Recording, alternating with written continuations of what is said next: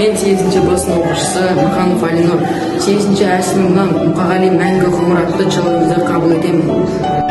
Мұқағали Мақатаев, сұрама, мен кіммін, сен сұрама, сен мен кім екенімді. Жеңетіндерге жеңілдім, жеңбейтіндерге жеңдірдім. Көңіл деген қойқысты көнбейтіндерге көндірдім. Сен менендерге яландырып, сенетіндерге сендірдім. Ең бірінші бақытым халқым менің, соған берем ойымның алтын кенін.